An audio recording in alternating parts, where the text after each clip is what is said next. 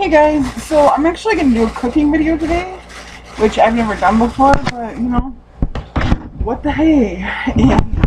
And this is a pretty simple recipe. I don't have an exact measurement anything because it's not really an exact measurement recipe, and you can actually put what you want and don't want in it. And it's we call it beef stew, but it's actually like more of a soup. If you want it a little thicker, instead of using, I'll just walk you through it and then I'll kind of show you what I'm going to do. I'm going to use beef stew meat, and this is a 1 pound package. You can't even see it because I have it wrapped up. I don't like meat leaking in my fridge. So this is a 1 pound package of beef stew meat. It actually says stew meat on there. But you could also use a big round steak cut up into small chunks. I do that quite a bit too. But I haven't gone over to my father-in-law's. Oh, kind of like my father-in-law's and gotten me beef stew meat lately, so we're using that. An onion or two. I'm getting food out, so you can tell. Onion or two, depending on how much. If you have one big one, just use one, but since I have 2 small ones, that's what I'm using. 2 teaspoons of oil, which I'm going to be putting in my pan here in a minute. Carrots, I'm going to use probably 5 whole carrots in this recipe. I'm going to use the rest of the celery, which is 5 or 6 stalks, depends how many you're cooking for. I'm using a can of corn drained, which I'll drain it when it's getting closer to time. A can of diced tomatoes. This is a bag of russets. I'm going to use 6 potatoes in there.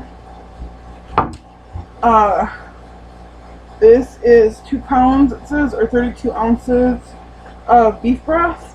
And then I have a package of ramen here. This is where if you want a thicker beef stew, just skip this step. But I'm going to take the seasoning out of here and then just put the noodles away for another time. Take the seasoning out of here and add 2 cups of water. But if you'd rather have it thick, then you can just use like a gravy packet or a roux or something like that. So let's go ahead and get started, and I'll walk you through getting this beef meat started. So I promise I'm going to be getting a better camera and helping you guys, or so you guys can see this stuff better. But this is my pan. I'm going to start my beef meat in. I've had it heating up, and I'm adding 2 teaspoons of oil. This is just vegetable oil. Hopefully you can hear me. I have an ancient air conditioner running in the background here. I took it off the heat because the pan was starting to smoke, but you want it really hot. I'll go ahead and put it back on the heat. Then I'm going to take my beef stew meat and add it to the oil. The oil should be hot because the pan is hot. Be careful adding your meat so you don't get any splash. You hear that sizzle? You just want to put some, I'm washing my hands behind the computer here. You just want to put some color on that meat. And while it's cooking, I'm going to add some salt. This is just table salt. You can use whatever you like. It's going to be a lot of vegetables, so I'm going to salt twice. I'm salting the meat and then I'll salt the vegetables later. I'm going to be adding some garlic and some pepper. These are kind of my staple seasonings.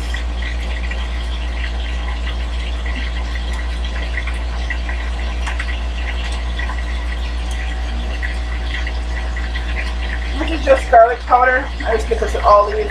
It's actually pretty decently priced there. So a little garlic powder. Probably like 1/4 to 1/2 teaspoon. And then this is just some pepper. And I'll add more salt and pepper and garlic when the vegetables get added. And this is probably just 1/4 teaspoon. I'm just going to take a big spoon and turn my meat over. And mix the seasoning in. And I'm gonna just bring that up to a little bit of a gray brown color. You can see that. And once the outside is done, I'll be back to show you what to do next. So hopefully you guys can hear me, and sorry for the view, but I want to show you what I'm going to be doing here. I have an empty bowl here. Actually, I have two bowls here. One's got my peelings and my potatoes in it, and one's going to be for my vegetables. And these are just my potatoes. I'm just going to cut them into four and then just cut them into chunks, because I like mine kind of big, like big chunks of potato. But the smaller you cook them, obviously, the smaller the softer they'll be, the more they'll break down. I don't like to cut mine too small because I like to cook mine for a while. So I like to cut big chunks because I don't want the potatoes to break down and start to become thick enough the soup. We like a brothy stew. But like I said, you certainly could add, instead of adding the 2 cups of water in the beef base that I'm going to be adding, you could just do 2 cups of water and 2 packages of beef gravy and omit the tomatoes. But I like this way better, and this way is fairly low in calories. I'd have to add them up, but I can almost guarantee it's like probably just a few hundred for maybe like 2 servings.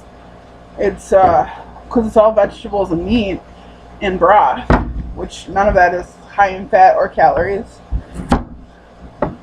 And that's one thing I like about this meal. Even as I try to change my dieting ways, I can still eat it. And it's my boyfriend's favorite. I can cut the rest of those off of camera, I suppose, so you don't have to sit and watch me cut potatoes for like 10 minutes. So we'll go ahead and switch over to our celery. I'm just gonna, this is getting old. That's another good thing. This is kind of a veggie bin soup. Like, you can add whatever you like. We've had, yuck, it's a rotten piece of celery.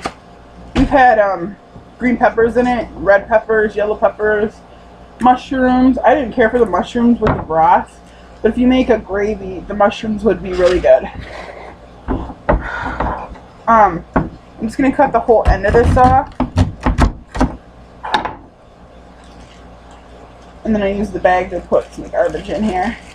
Actually, that's what my blue bowl is for too. It's my garbage bowl. I kind of copied that from Rachel Ray.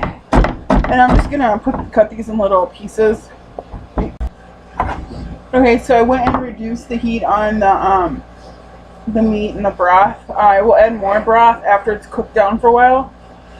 I don't add it all right away because I don't want, like, when you boil it for that while, some of the liquid evaporates, and then I'm going to add more liquid once the meat's a little tender, if that makes sense.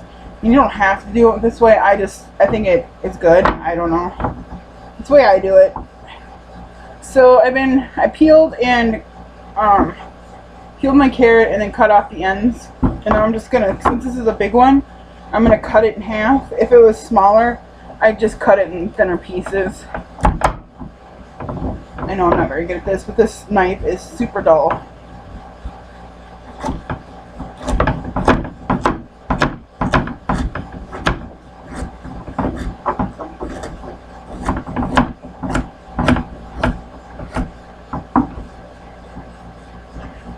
And we have some newer knives we got from I just call him my father-in-law, it's my boyfriend's father. But this is my knife. I like this one. So that's all the celery, carrots, and potatoes cut up in this bowl. You can see it's a big bowl of vegetables already. We still have to do our onion. Which this is how I cut mine. I cut off the top, bottom, throw in my garbage bowl, and then cut it in half and peel it.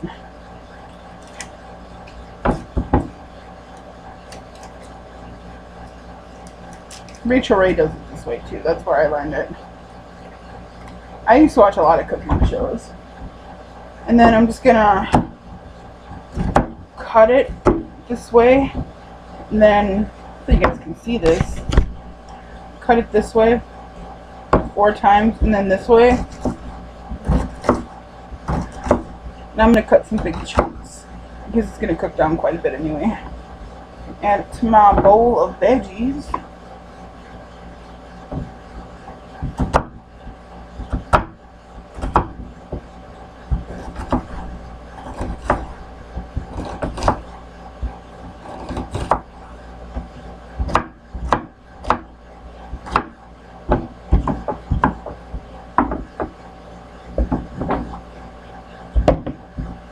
Do 2 small onions.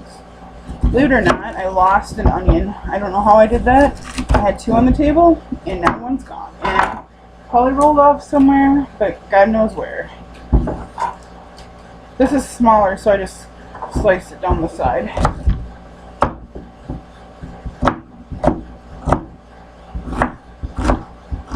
I love onion. It's so good, and it's so good for you. It's just like all water. It adds a lot of flavor to your food. The funny thing is, I hated it as a kid. I hated a lot of vegetables, and now I freaking love them. I guess not enough to get the weight off, but working on it. Lifelong battle when you're fat or big. Some people don't like the word fat. Okay, so now my veggies are cut. I'm gonna just add water on top of this and let it sit so the potatoes don't turn brown and the stuff from the knife. And then when the meat is ready, I will show you. I'm going to add the beef base and then water, and then I'll add all these vegetables once it comes back up to a boil. So yeah, so let's just wait for the meat. Let's hit about 30 more minutes and we'll soak this, and I'm going to go do some dishes or find something to do for 30 minutes. This is a really simple meal. It's pretty much chop and drop, and then just let your meat tenderize for a while. So I'll be back. There's no exact amount. The meat should be done within 20-30 minutes of being put on to cook. And I'm going to add up in my water and beef seasoning from my ramen. You don't have to do this. You can use, I don't have any beef bullion. That's what I would recommend using, but I don't have any. So I'm using this stuff. And I'm just going to put it in a 2-cup measuring cup, like this, and add some warm water. So I'm adding 2 cups of water with that, I'm going to give this a stir, with that beef packet. And I think I'm actually going to add just 1 cup of water as well. I kind of eyeball it in the pan. I'm going to add 1 cup of plain water as well, because that beef mix is pretty flavorful and soft. So add just a little bit of water. I added a half cup, not a full cup, because I want it to have good beef and tomato flavor. So 2.5 cups of water and 1 beef packet, or a couple beef bouillon cubes, whatever you have. Then I'm just going to add my vegetables in here as soon as it comes to a boil.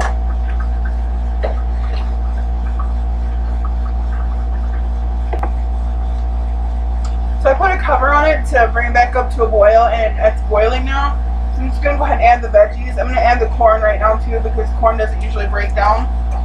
So I'm going to add a can of corn, and all the veggies will be chopped. Ooh, gotta be careful, it'll splash at you sometimes. And then just give that a mix.